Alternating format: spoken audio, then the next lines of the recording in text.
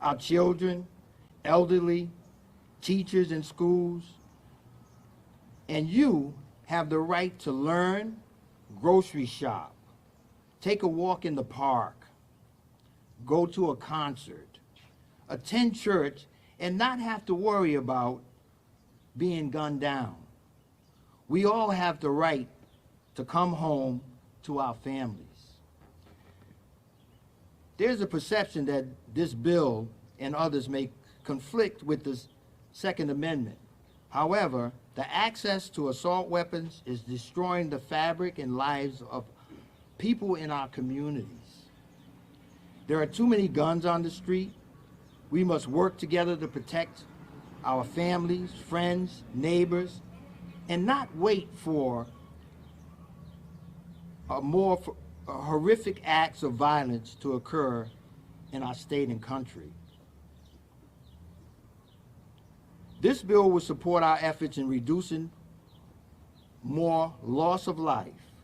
The Nonviolence Institute stands with the Rhode Island Coalition Against Gun Violence, Moms Demand Action, It's On Us, the Sandra Bornstein Holocaust Education Center, Pride, the Center of Southeast Asians, Rhode Island Commission on Prejudice and Bias, NAACP, and other organizations. We stand with our legislators, our law enforcement, and most of all, the surviving victims and families. We say to you all, our beloved community, that we are about inclusion, not exclusion. We ask that you choose peace, be kind, and in love, cherish the sanctity of life. We can all make a difference, and together we will. And so at this time, I would like to introduce the distinguished Congressman Cicilline for remarks, and he will introduce the next speaker. Thank you. Thank you, Cedric. Good afternoon, and thank you, Cedric, and thank you to the Institute for hosting us this afternoon and for all of the work that you do to help reduce violence, particularly gun violence in our state. I also want to recognize Councilwoman Kat Kerwin, who is here, Jennifer Boylan and Pam Loria, and others from Moms Demand Action, members of the Providence Police Department, and of course the Rhode Island Coalition Against Gun Violence, and members of the board of the Institute have joined us as well. This is marked or recognized as Gun Violence Awareness Day. And sadly, guns have become the leading cause of death of American kids. Let that sink in. And to the young people who are here today, first, thank you for being here. And I am very sorry that we have not managed to address the gun violence crisis in this country, and that you even have to think about issues like this when you're in school, but we are committed to doing something about it. And the first school massacre that I think really awoke the nation was Columbine, which was 22 years ago. And since Columbine, 311,000 students have experienced gun violence at school. This year alone, there have been over 200 mass shootings in this country, 27 school shootings, and 21 individuals who were killed just over a week ago at Robb Elementary School in Uvalde, Texas. 19 young people, children, and 2 of their teachers. No young person should feel unsafe in the classroom, and no parent should be afraid to put their kids on the school bus and have to worry whether they're going to return home alive at the end of the school day. No teacher should have to worry about being in a classroom and might have to die to protect their students. And last night, I'm happy to report, after 9.5 hours of lengthy debate in the House Judiciary Committee, we passed H.R. 7910, the Protecting Our Kids Act. And next week when we return, we'll bring that bill to the floor, as well as a bill to ensure that people who are a particular danger to themselves or others because of serious mental illness also don't have access to firearms, so-called red flag laws. And while we recognize there's no single bill we can pass that is going to eliminate all gun violence in America, we wish there were, the bills that we passed last night, along with the red flag law and others that will pass, taken together, can substantially reduce gun violence in this country. The Protecting Our Kids Act includes several pieces of legislation. First, it ensures people who are already prohibited from owning guns don't skirt the laws and get to buy them anyway by straw purchasers or third parties doing it, gun trafficking. It ensures that people can't easily turn guns into weapons of war by using bump stocks, as we saw in Las Vegas, where 60 people were slaughtered. It ensures that guns are stored safely so that children don't accidentally get hold of them. It ensures that people who can't buy guns because they're prohibited from doing so because of a violent criminal record or other disqualifying reasons aren't able to build untraceable guns in their living rooms in less than 30 minutes, ghost guns, and be able to use those in crimes. These are very common sense proposals, in addition to banning high-capacity magazines, which are also part of this. And you know, you look at these proposals, they will all make a difference. In the final provision of the bill, raises the age that you can own an assault weapon from 18 to 21. Both the shooter in Uvalde and the shooter in Buffalo, if this had been the law, would have been prohibited from buying an assault weapon and causing the carnage that they caused.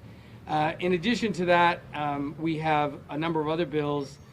Ghost guns was included in this package. That's a bill that I introduced back in 2018 to ensure that you just can't download a kit online and just make a gun, which is happening. I met recently with the regional director of the FBI office here in Rhode Island, who alerted to me that this is the single greatest challenge that law enforcement is facing in gun crimes, is the prevalence of ghost guns that are just being manufactured, made in homes with no serial numbers and are completely untraceable. That should never be allowed to happen. The House also passed 2 gun bills that are sitting in the Senate. The first is to strengthen criminal background checks, and the second is to close the Charleston loophole. Criminal background checks work. The reason we know they work is since they have been enacted, 3.5 million people who went to buy a gun were denied the right to do so because they didn't pass a criminal background check. So we know they work. The problem is thousands and thousands of gun sales happen in America without a criminal background check at gun shows and other private sales. This fixes that and makes sure that all gun sales, all gun purchasers are subjected to a criminal background check. It makes perfect sense. In addition, we passed a bill to close the Charleston loophole. This resulted in the shooting in Charleston at the AME church, where the current law is if your background check doesn't come back in 3 days, you can buy the gun anyway, no matter how long a criminal record you have. This fixes that. These 2 bills are supported by 90% of the American people. And unfortunately, our colleagues in the Senate, our Republican colleagues, are blocking even these 2 bills, supported by the American people, that will save lives. And so a lot of people are saying, well, why are you passing more legislation if the Republicans in the Senate won't pass those? If that were the standard, we wouldn't do anything, because there are dozens of bills sitting in the Senate being blocked by Republicans and the use of the filibuster. We have a responsibility to get things done, to demonstrate to the American people that we understand the gravity of this crisis. We have a gun violence epidemic in America, which is different than any other developed country in the world. You know, and for people who have argued, well, if we just had more guns, you know, armed teachers, armed principals, that would be the solution. If that were actually true, we would live in the safest country in the world, because there are more guns in America than anywhere else in the developed world. There are more guns in America than people. So we've tried that strategy. It doesn't keep people safe, which is why we enacted the bill we did yesterday, and I expect that the House will pass it when we return. But look, we have a responsibility to do everything we can so that people can live and thrive in a community safe and free from gun violence, whether it means going to school and not worrying about gun violence, sending your kids to school, going to a movie theater, going to a synagogue or a church. And all these places have been the victims of massacres and just horrific gun violence. And you know, some of the opponents of this legislation have said, well, there's a constitutional right, the Second Amendment. And they've claimed actually the Second Amendment means you can't do anything, that it's an absolute, that Congress and states are prohibited from in any way restricting gun use. That is a lie. The Supreme Court of the United States in the Heller decision already acknowledged that, of course, the government has the right to limit the kinds of guns you can have, where you can bring them, So, for example, you can't bring guns into an airport. You can't bring guns into public buildings. You can't have submachine guns or assault weapons when that was enacted. There have been lots of reasonable restrictions that make it clear that the Second Amendment, like every constitutional right, is not absolute. The First Amendment, the number one amendment, is not absolute. You can't yell fire in a crowded theater. You can't make up lies about something without being sued. So there's no such thing as an absolute right. And by the way, you have to balance the Second Amendment rights with the right of all of these people at this gathering to live lives free of gun violence, to survive, to be able to go to school and enjoy life, liberty, and the pursuit of happiness. So the notion that somehow the Second Amendment is an absolute right with no restrictions possible, and we should just forfeit the First Amendment, the right to life, liberty, the pursuit of happiness, is baloney. And so we should reject that claim. It is not true. My Republican colleagues know it's not true. But sadly, the opponents of this, particularly Republicans in the House, are really advancing the position of the gun lobby, whose sole interest it is to maximize the number of gun sales, to maximize their profits. So they want no restrictions. They want everyone to be able to buy as many guns as they want. The red flag law, which we will take up next week. Now think about this. This is a law that says, by the way, the former Republican president has supported red flag laws. Lindsey Graham introduced the bill, a Republican senator, and yesterday our Republican colleagues in the House were strongly condemning red flag laws and said it was a violation of the Constitution. They were arguing that someone who is seriously mentally ill, who's demonstrated a danger to themselves or others and will use a gun to do so, they should have absolutely unfettered access to buying a firearm. That makes no sense. Red flag laws work. We have one here in Rhode Island. The federal government has to create incentives to create them everywhere in this country so that we can keep people safe. So I want to say thank you to all of the advocates who are here, who have been doing this work. If it were not for Moms Demand Action and the Brady campaign and the gun violence advocates who are here, I'm certain that we wouldn't be where we are today on the precipice of passing some really meaningful legislation. So thank you for your advocacy. Thank you for demanding that Congress do its job and enact common sense gun safety legislation. And with that, I'm now delighted to introduce Jem Barros.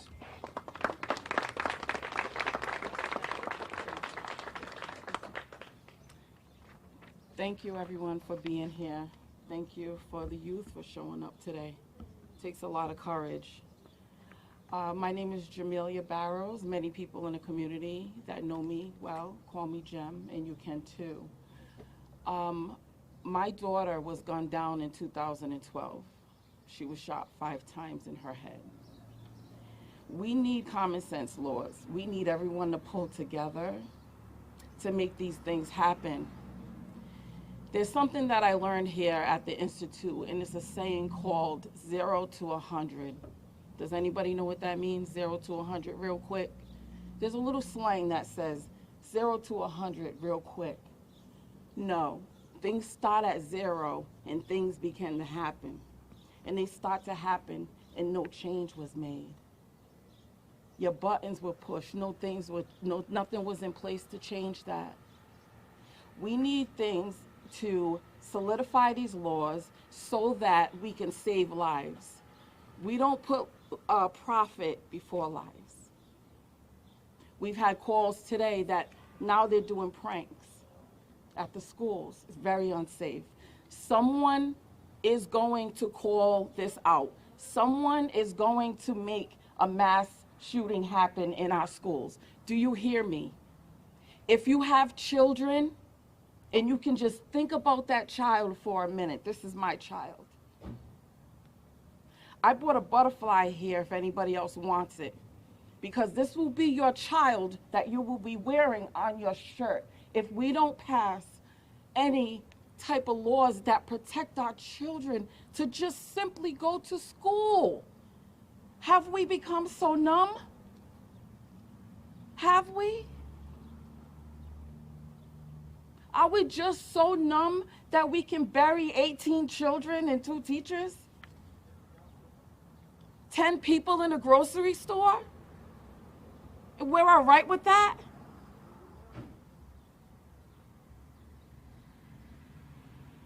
We have to band together. We have to stand strong together. You do not want to be a mother like me. I wear my daughter on my shirt. She's forever in my heart. Don't let this be your child. 0 to 100. There are kids right now with guns in schools. Someone's going to carry it out. Do you hear me? It's already happening. And someone's trying to do it here. Rhode Island, we're better than that.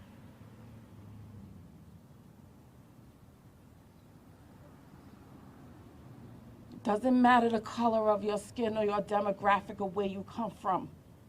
All of our children are our children. I'm speaking to your heart today.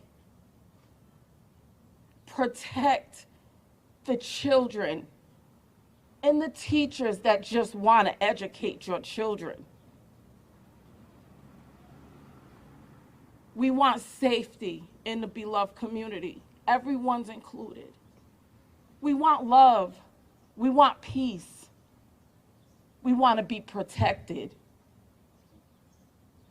In order to do that, we all need to be on the same accord, speaking the same message.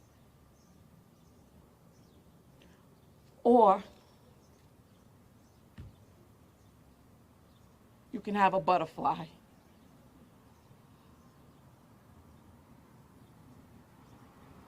Thank you.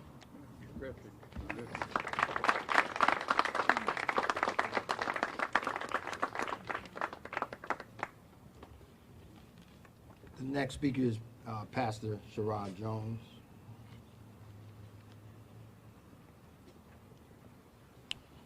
Good afternoon. My name is Sharon Jones. It's hard to speak behind my sister. I was there with her when her daughter was shot. You know, we're all victims in our community. You know, and when I was 18, I got shot, and when I got shot when I was 18, I had to go through a couple of surgeries. They was going to amputate my leg, but instead of amputating my leg, I have no feeling in my leg now for 30 years, but I still get around. I was very angry after being shot. I wanted revenge, you know, because that's the normal thing. When you grow up in a certain neighborhood where there's poverty, you know, we don't have anything to go on. The second time I got shot, my son was born probably 2 months before I got shot, and I made a decision I was going to change my life, because if I didn't, my son would end up being the gangster that I thought I was. And he'd be trying to avenge my death one day, but I decided to change. And I remember sitting in my living room. I got 4 grandsons and a granddaughter. And my grandson said, "Pop, you got a boo-boo." And at 4 years old, I explained to him what happens when you want to be a bad guy, and you want to be a tough guy, you know, what happens to you. And I explained to him what happened to me, but the way I changed my life.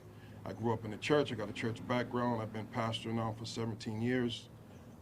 And I probably preached over 15 funerals of men that were killed to gun violence. I have cousins in jail doing life in prison, never coming home because of gun violence. And we're all a part of the change, you know. We're all a part of the change. If you're not a part of the change, you're a part of the problem. As far as schools, you know, as a pastor, we took prayer out of school. The one thing that we all live by. You know, when you die, you leave this earth in a church, but we don't want prayer in the school. You know, I think if we covered our schools and covered our kids in prayer, I pray over my kids every day. I pray over my grandkids every day, because you don't know the next time you're going to see them. You know, there was a slogan, a guy said, the lady said she sent her son to school with a book bag. He came home in a body bag. So we really got to be careful, you know, with our children, and really, you know, spread love. And I work here at the Nonviolence Institute now since January as a victim advocate. I've been a victim advocate forever, but I joined a team that's really making a difference out here. There's no I in team. We're a family here. I thank Mr. Cedric for doing what he does as our director. I think Lisa as our boss, and our team is scattered out over here. You know, to me, we're the heartbeat of nonviolence. You know, without us, you know, nobody else is going to the street to try to bring change. And I believe that the first heartbeat is prayer. The second heartbeat is our team, our outreach team. You know, victim advocates. We go to the hospitals. I don't know what it is to really sleep, because I don't know if my phone's going to go off. You know, but I just know that we got to be a part of the change, and we really got to bring change sooner than later. And I think Mr. Cicilline. I always call him David Cicilline. He's the first mayor to me in this city that ever brought change to Providence, Rhode Island, and opened up the police department. He just brought so much change to the city. He was a man of his word. He's still pushing. He has not quit on us, and I thank God for this man, you know, because we need him to keep pushing for us. Thank you. Amen.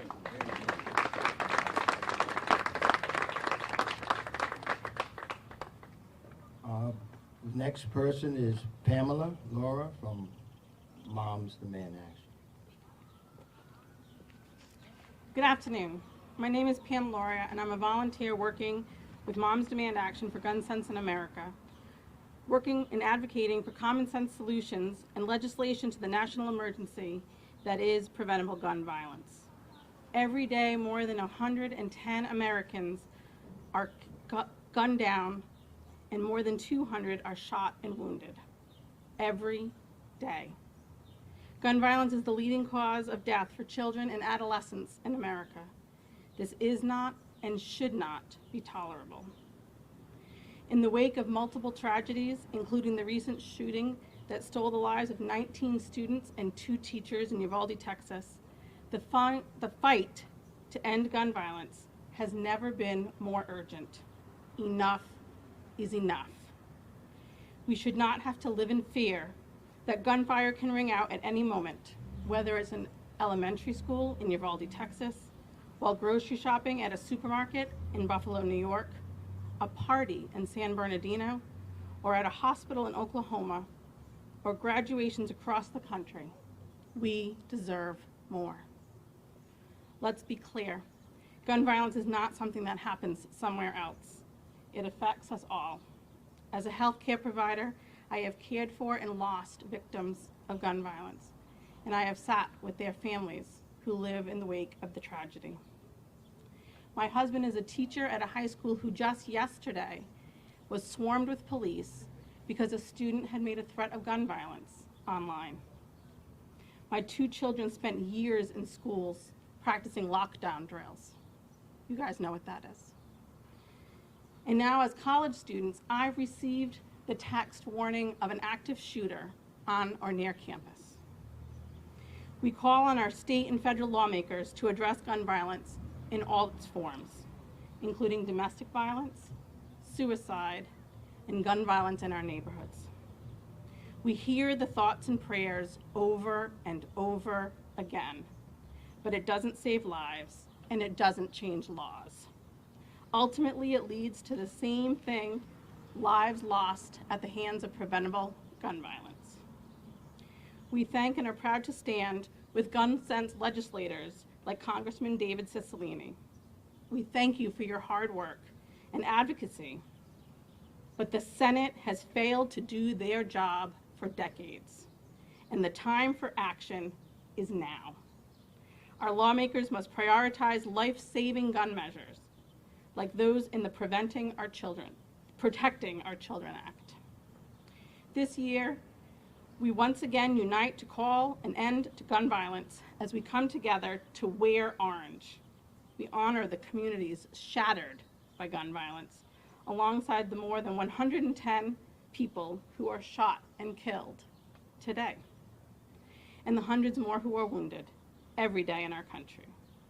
Together, we call for the meaningful action to save lives.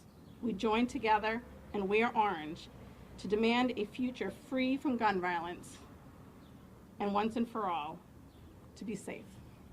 Thank you.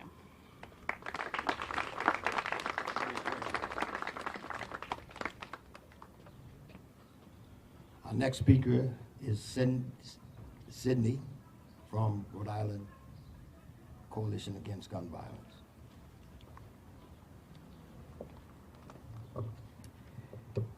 Good afternoon. And thank you, Congressman Cicilline, for your continued efforts to pass gun violence prevention bills that will protect Rhode Islanders and people throughout the United States. The Protecting Our Kids Act, which the U.S. House intends to vote on next week, includes numerous life-saving bills: safe storage of firearms, limits on high-capacity magazines, raising the age to 21 for certain gun purchases, all bills that are very similar to our legislation that is being held for further study here in Rhode Island. It will take all of us on the federal and state level to decrease gun violence.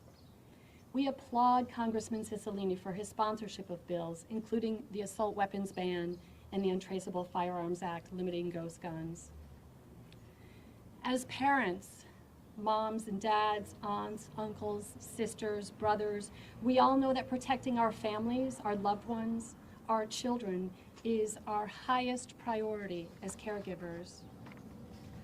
Yet what do we do when just this week, Pawtucket High School students reported that they are frustrated, tired, angry, and in pain? They are not alone in feeling like this. Is this the life that we want our children, our future leaders, to live? Are we content with our children growing up this way? I know I'm not, and I assume all of you are not either. I am sure that every person here is tired of the continuing carnage, the horrifying massacres, the community violence and the accompanying PTSD, the suicides, the unintentional shootings, the traumatic injuries, the gun threats. The past weeks have been very raw. We are all mourning the brutal massacres of communities of people, of loved ones, and of children. Our hearts are broken.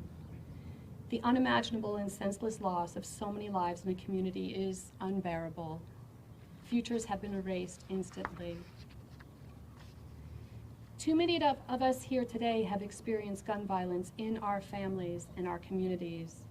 And we've heard powerful stories today from Jen and Sharon, and thank you for sharing those. We must take action to prevent other families from experiencing the shattering loss and trauma that occurs when you lose a loved one to gun violence.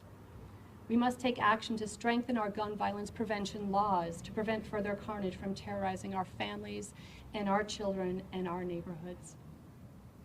When our elected officials, like Congressman Cicilline, are willing to pass gun violence prevention bills, they'll be declaring that enough is enough, that the brutal violence is unacceptable and must stop, that the status quo is not tolerable.